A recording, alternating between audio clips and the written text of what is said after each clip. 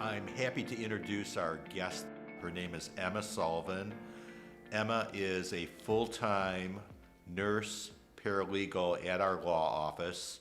She is both a registered nurse and a paralegal, and I call her our comparative advantage. And what I mean by that is, in a personal injury law practice, we deal with medical records, both prior medical records of our clients, the medical records for the treatment of our clients, and we discuss treatment options and we try to evaluate the case. And Emma has the unique knowledge both as a paralegal and as a registered nurse that gives us a comparative advantage compared to other law firms in order to help our clients get the best medical results and the largest recovery. So Emma, I'm glad you're with us today. Thanks for having me on the Boyk Brief today, Chuck. I typically like to start and ask people about their journey, about how did they get to where they are today. So why don't you tell the listeners where you grew up, where you went to high school at, and tell us about your journey. So I grew up in Oregon, Ohio. I lived near Maumee Bay and enjoyed riding my bike there with family and friends. And I lived there up until the 7th grade when my mom and dad decided that they were going to buy the house that my mom grew up in as a child. So we moved to Woodville, Ohio, which is the speed trap. Don't speed there because you will get a ticket. And then I went to Woodmore High School, which was a pretty rural high school. I graduated in a small class. 3 of the students in my class were actually my cousins. I went on to go to college at the University of Toledo and received my Bachelor's of Science in Nursing. I sat for my state boards and I'm an Ohio licensed nurse. And I returned to the University of Toledo to obtain my post-baccalaureate certificate in nurse paralegal studies. So tell us about your family situation currently. So currently I'm a resident of Toledo, Ohio. I live there with my significant other and our 2 children.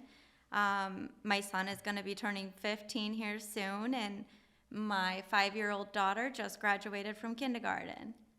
We also have a new addition to our family. His name is Zeppelin, aka Zeppy. He's a Bernese Mountain Dog. You may have saw him on our Facebook webpage. Right, we've had the opportunity for him to be a guest here, and we'll see how often he comes to visit the staff and clients in our office. Your prior experience, you've worked as a registered nurse for a substantial period of time, correct? Yes, I've worked in long-term care, acute med-surg. I was also an ER nurse in which I was trauma certified at a level 1 trauma center. I was a sexual assault nurse examiner, and my last job was working for a local insurance company in which I was a health educator. And now I'm glad to be working here at the Boyk offices.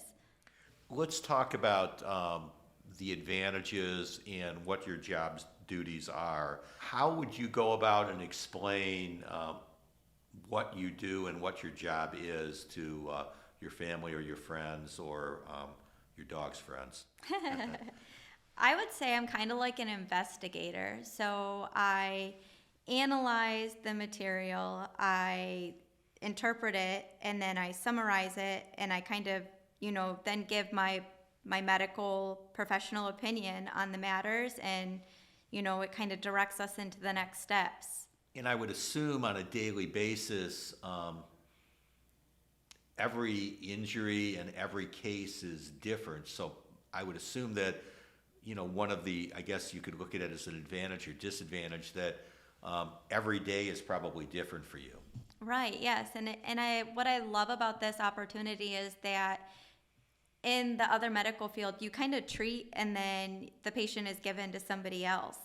I actually get to see the patient or the client, come to us with their complaint, treat, and see the whole continuum of their care and possibly see them get better or, and see them receive the justice that they deserve. Yeah, and in our situation, normally a fast case might be 6 months and a long case might be 3 or 4 years. So it's not really a short-term relationship that we have with these clients. Right. And being here, I genuinely care about our clients and, I want to see them do better and form those relationships. So that's important to, the quality and the fulfillment of my job.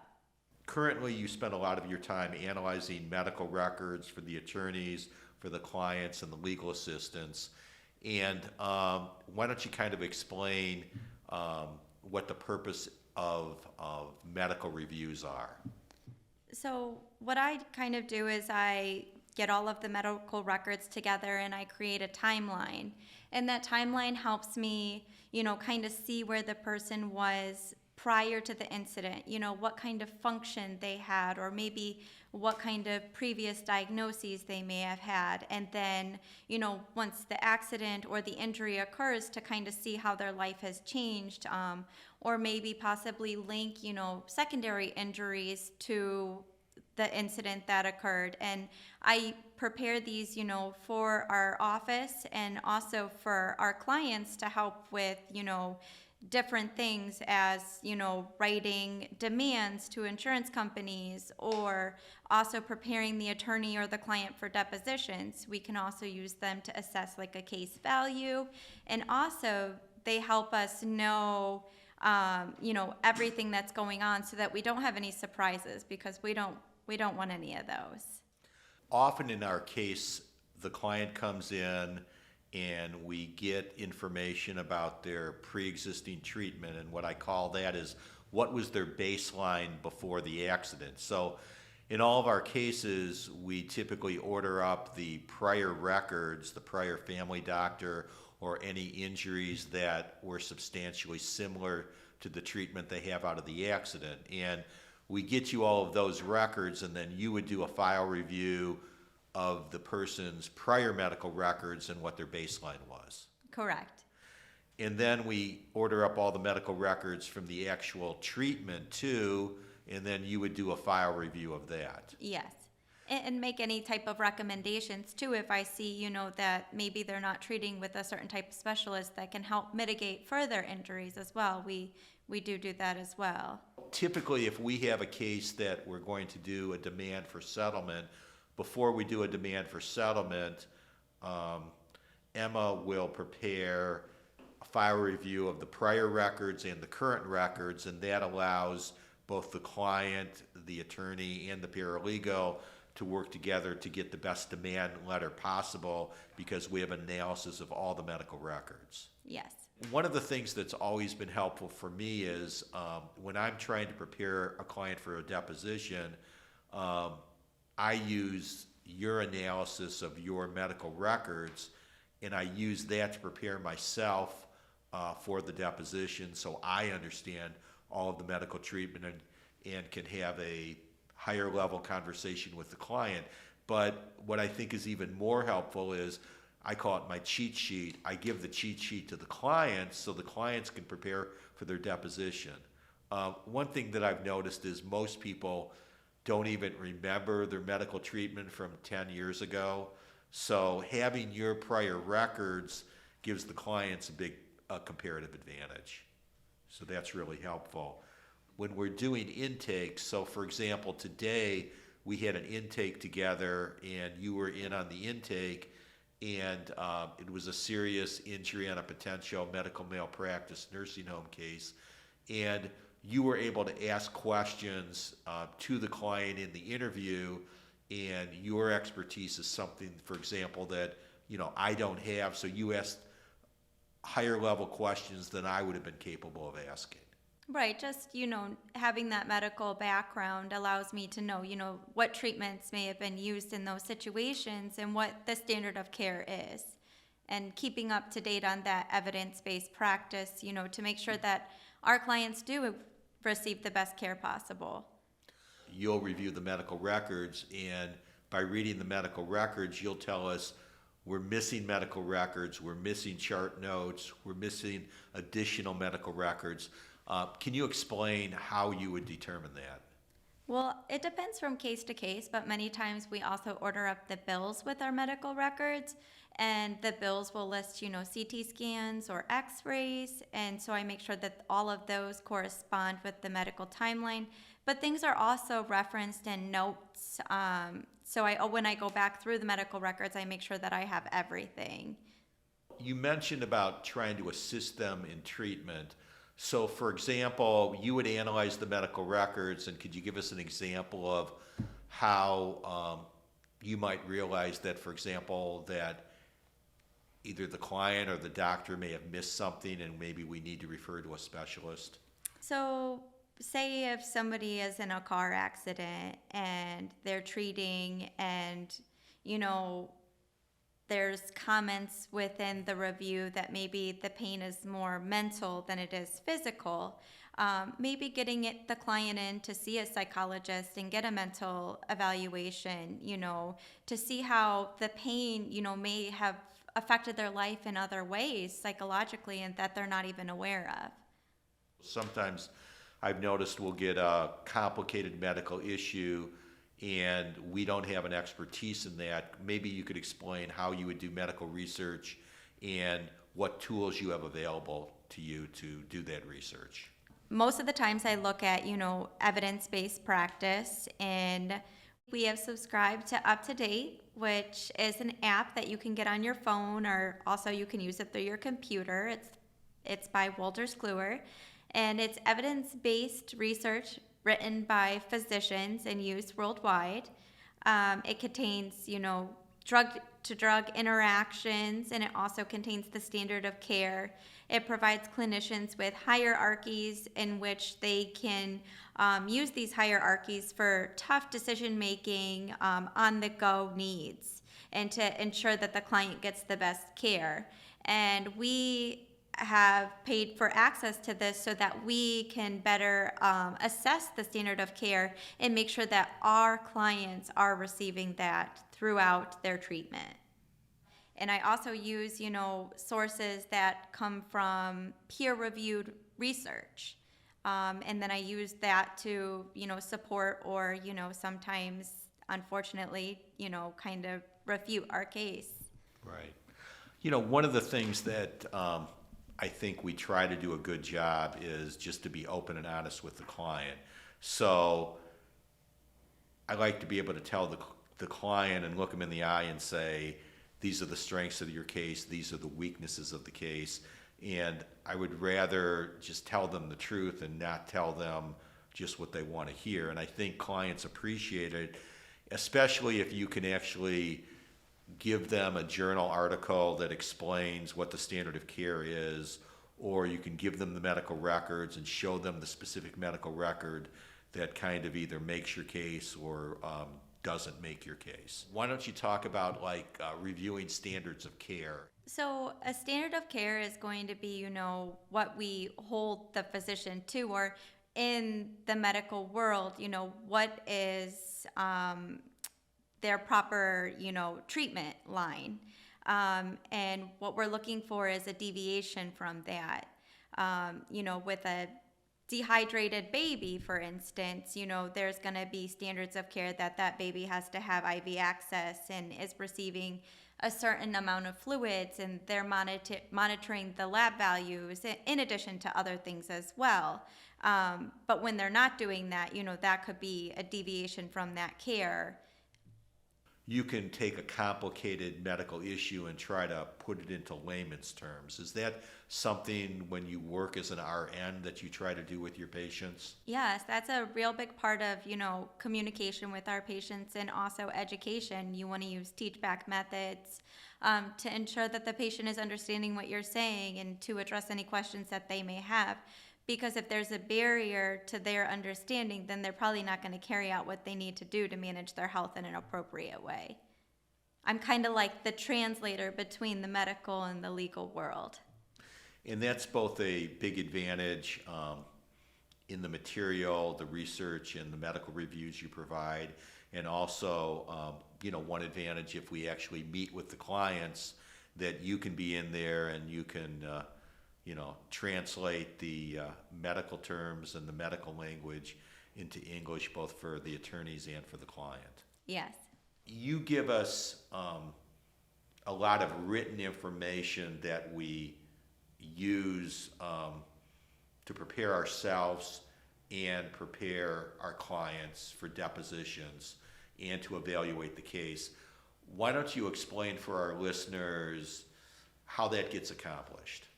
So I review all of the medical records starting from previous treatment to the incident to the treatment after the incident. And I take all of that information and I compile it into a timeline. And then once I get done, I review the timeline and I look for like any gaps in treatments or issues that we may have with the case. Maybe you had back pain prior to the incident, so we need to be aware of that, or previous, surgeries that may be similar to what your injury currently is.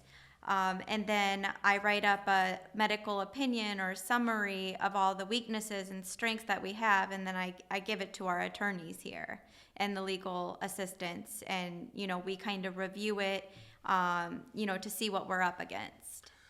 Right, and I think that that's helpful for me because I really don't want somebody to tell me what I want to hear. I want the case analyzed like our opponents, the defense attorneys or the insurance companies would analyze the case. So then we can prepare and preempt those arguments both in deposition or a trial. So that's a big advantage. When you're doing medical research, maybe you could explain, how that gets to you and then what you do to come up with your research and your opinions. I think like we talked about, each case is different, so it just depends.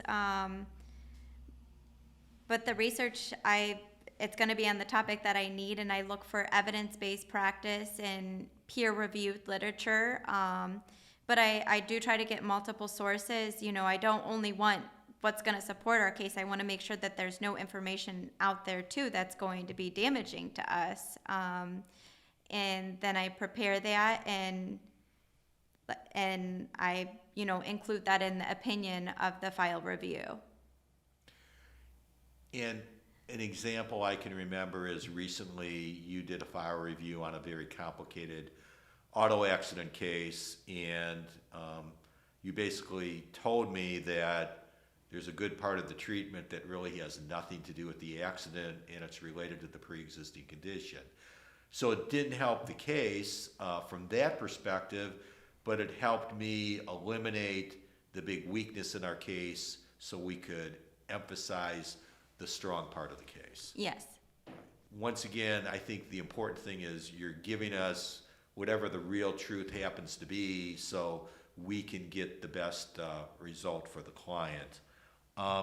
Oftentimes clients will tell me that they'll go into the doctor and them and the doctor will have a discussion about something, the doctor told him something, but then when you look at the records, there's like zero mention of any of that in the records.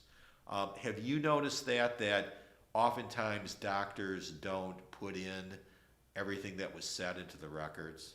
Yes, and I notice a lot of times they'll put something in the subjective information and then in the objective, it's something different. Subjective information is going to be something that somebody says in conversation, typically the patient, and then objective is going to be what the doctor sees. Like, are they having labored breathing? Can they see that they're grimacing or grabbing their sides? So it's going to be what they're seeing in their assessment. If the client complains of pain, that's a subjective complaint, where if, let's say, the doctor might have done like some sort of orthopedic testing or some sort of objective test, that would be an objective sign. Right, in the evidence. Which is very important to, support our case. There's some doctors I've noticed that correspondingly with the meeting with the client, they'll dictate their notes. And then there's other doctors that I would bet don't dictate their notes till maybe the end of the day or a few days later.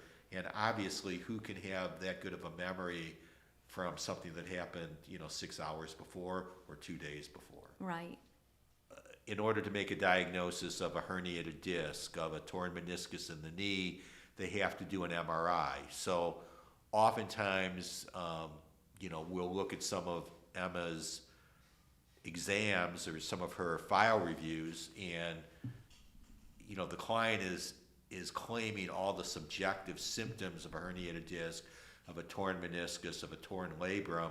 So we'll try to encourage the client to ask the doctor to order an MRI, and the MRI will be the objective test that proves that the torn labrum or the torn meniscus actually is there. So that's kind of how we use Emma's research, the attorney review, and providing full information to the client in order to better evaluate the case. Anything else you think you would like to add about your job or what you hope to accomplish in the future?